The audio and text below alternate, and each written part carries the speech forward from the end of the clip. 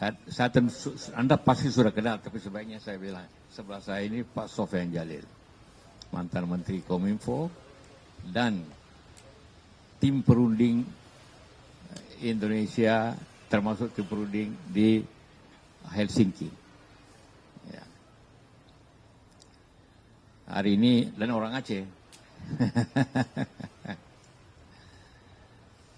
Hari ini saya ingin menyampaikan tentang soal ribut atau pembicaraan hangat, malah sudah ada demo soal pulau, 4 pulau yang bukan dipersertakan, dibicarakan hangat antara Aceh dan Sumatera Utara.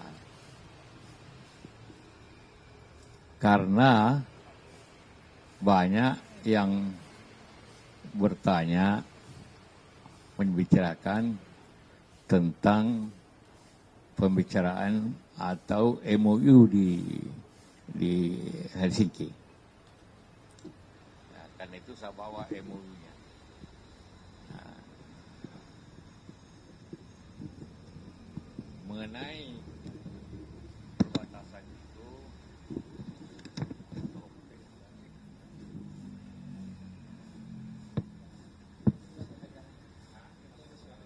apa?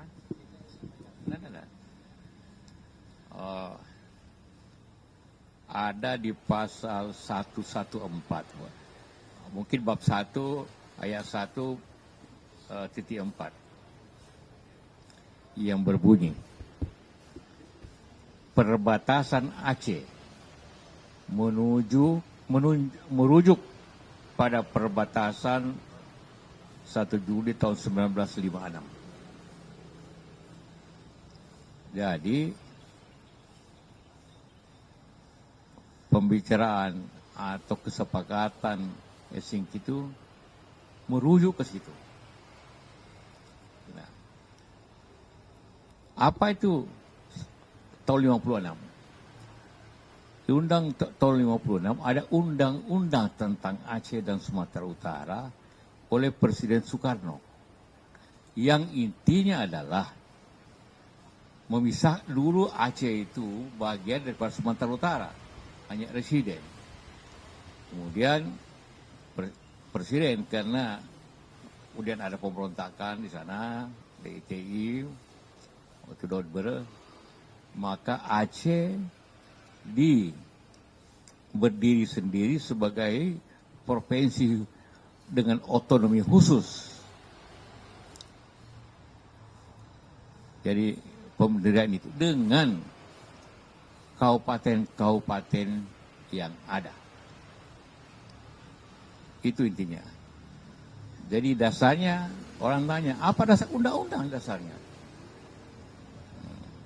Undang-Undang nomor 24 tahun 1956. Itu yang meresmikan Provinsi Aceh dengan kabupaten-kabupaten 14 berapa kabupaten?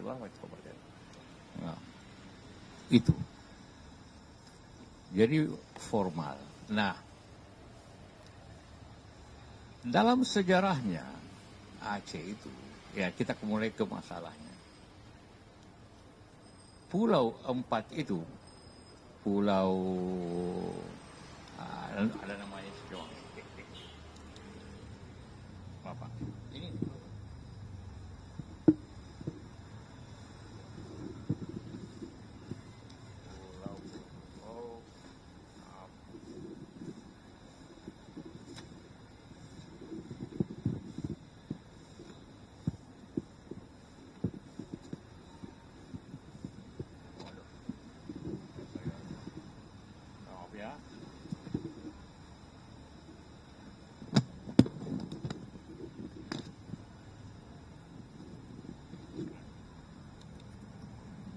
Ya, Undang-Undang 24 dalam sejarahnya Pulau Lipan, Pulau Panjang, Pulau Mangkir besar, Mangkir kecil, itu secara historis sudah dibahas di Kompas oleh tulisannya bahwa itu secara historis memang masuk Aceh Singkil.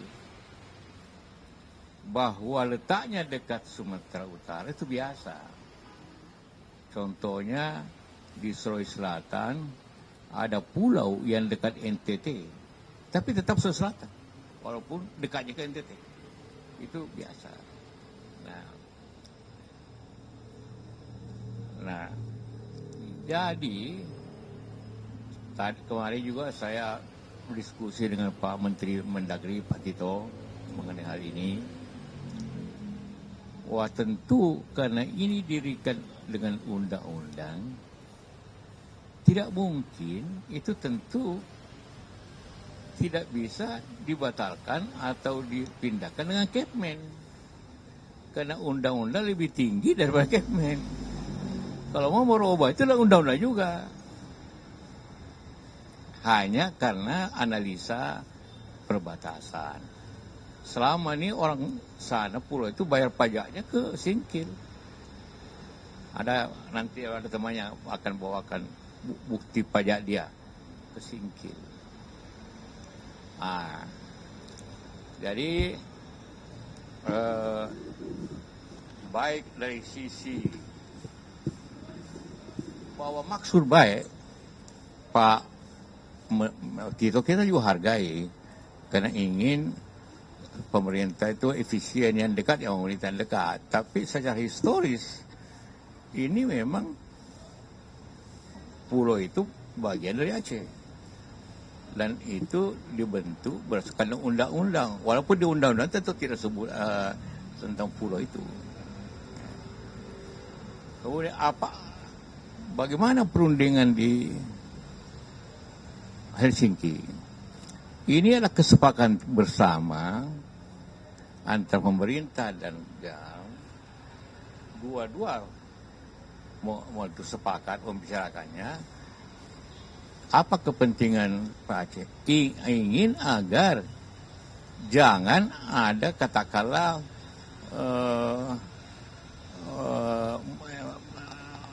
pemekaran kayak di Papua belakangan, pemekaran. Karena kalau ada pemekaran lagi di Aceh maka terpecah Aceh, timbul lagi masalah baru. Jadi pemerintah setuju. Nah, barangkali ingin menjelaskan Pak, bagaimana pembicaraan? Ya, pembicaraannya tentu backgroundnya adalah karena kita tahu dulu Aceh pernah pemberontakan, itu gara-gara Aceh masuk ke Sumatera Utara. Kemudian dikeluarkan dengan undang-undang tadi, tahun 24 tahun 96 dikeluarkan kembali Aceh menjadi Provinsi Aceh dengan kabupaten-kabupaten yang disebut karena undang-undang tersebut. Orang GAM khawatirnya nanti ini bisa terjadi kejadian yang lama. Maka kita bicarakan batasnya apa? Ada undang-undang itu. Maka disebut batas tanggal 1 Juli tahun 56 itu ada tanggal dikeluarkannya undang-undang tadi, gitu Pak. Dan dua pihak sepakat. Karena tujuan kita kan waktu itu amanah pemerintah kepada delegasi untuk mencari penyelesaian yang diterima kedua pihak. Begitu Pak. Ya, jadi itulah kenapa keluar pasal 114 itu yang mengatakan perbatasan adalah sesuai dengan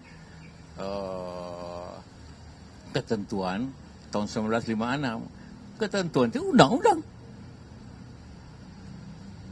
Nah, karena itulah maka terjadi ini. Mudah-mudahan kita harap ada penyelesaian yang baik, saling baik. Karena ini masalah yang peka. Ya. Saya kira itu. Ada yang tanya? Silakan. Perempuan. Dari? Ya, oke.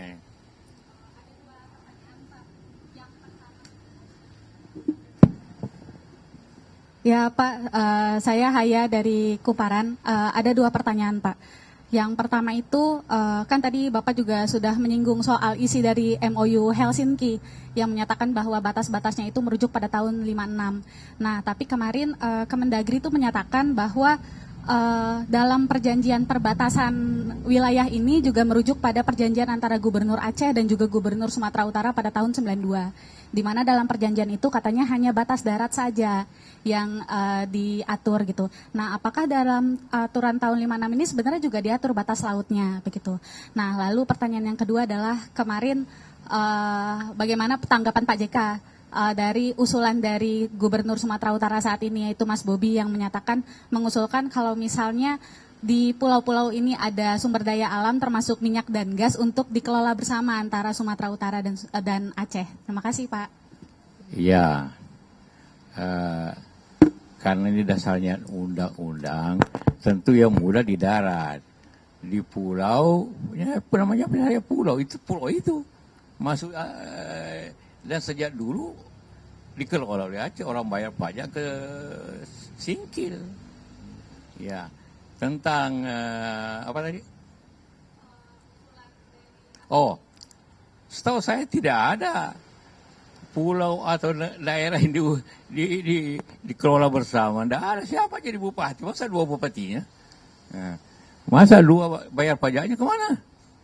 Ya, itu pulaunya pulau tidak terlalu besar. Jadi bagi Aceh itu harga diri. Kenapa diambil? Dan itu juga masalah kepercayaan ke pusat. Jadi saya yakin ini akan diselesaikan sebaik-baiknya demi keimanan bersama. Toh tidak ada faktor penting di situ. Di situ kan tidak ada minyak, tidak ada. Mungkin saja beberapa hari ada, tapi hari ini tidak ada. Ya, silakan. Pak JK, saya Domo dari Tribun Timur dan Serambi Indonesia. Yang pertama,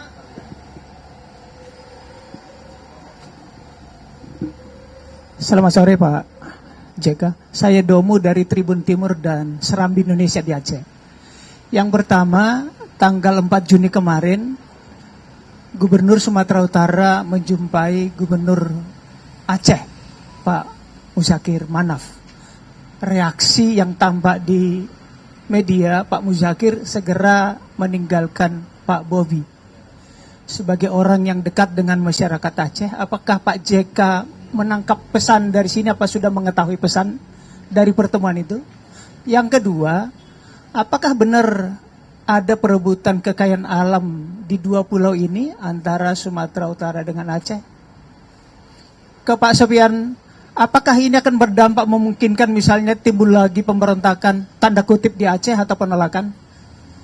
Terus saja Bapak, terima kasih. Ya, pertama soal kunjungan Gubernur Sumut ke Aceh, saya tadi tidak lihat ini, jadi saya tidak bisa kasih komentar selain itu. Tapi itu mungkin menggambarkan kekecewaan orang Aceh, Gubernur Aceh, mungkin itu. Kedua, soal apa tadi? Ekonomi, ada faktor ekonomi. Sekarang ini tidak ada. Mungkin di belakang hari ada, seperti juga di Andaman, di utara Aceh, tiba-tiba ada gas sangat besar.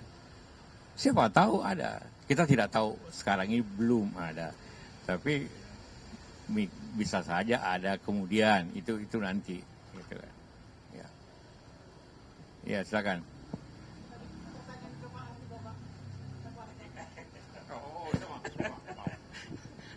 Jadi kita arahkan sebagai Pak JK kemukakan ini diselesaikan dengan baik-baik. Ya. Kalau ini kan peraturan menteri bisa diperbaikin, selesai masalah. Gitu.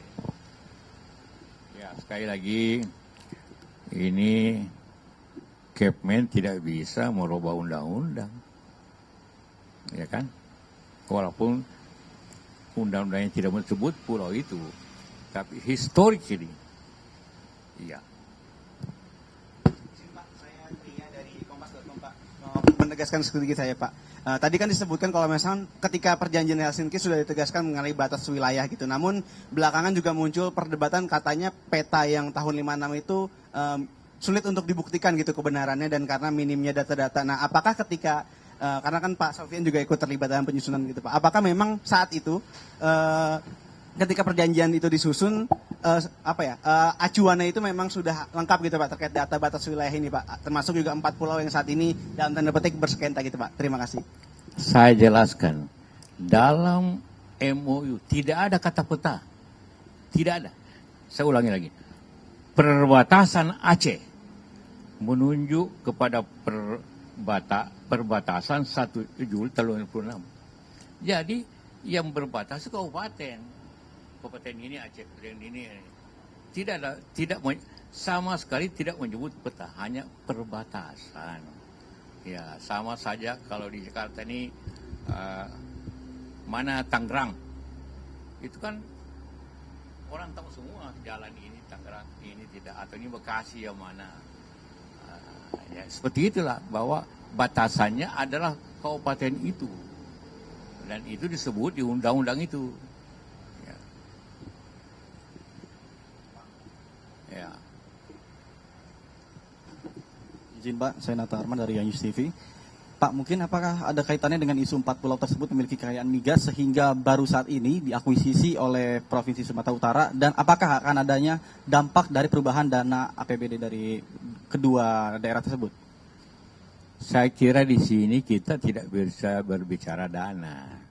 Kita berbicara apalagi dalam keadaan negara ini efisiensi tidak gampang. Jadi ini tentu adalah suatu upaya kita untuk negeri ini hidup damai dengan baik, bertetangga yang baik.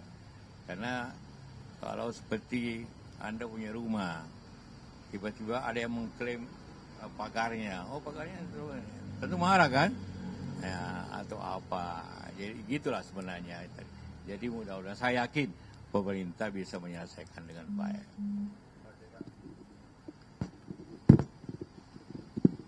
Izin Pak, saya Habibi dari Merdeka.com. Ini yang memastikan saja Pak, berarti kalau misalkan nanti ini disahkan, Kepmen ini disahkan, berarti bisa dipastikan itu catat formil Pak. Karena kan Kepmen ini kan di bawah UU itu Pak tadi ya. Misalkan nantinya Kepmen ini disahkan. Kenapa? Soal pulau ini Pak, Kemendagri ini kan UU ini kan lebih tinggi daripada Kepmen. Ya. Kalau misalkan nanti tetap disahkan oleh Kemendagri, berarti ini bisa dipastikan cacat formil Pak ya. Itu aja. Ya, sekali lagi Anda benar bahwa ini Aceh itu termasuk kabupaten-kabupatennya dibentuk dengan Undang-Undang Nomor 24 Tahun 56. Itulah kenapa MUI ini menyebut undang-undang itu tahunnya, karena itu dari undang-undang. Jadi benar seperti itu. Jadi kita harus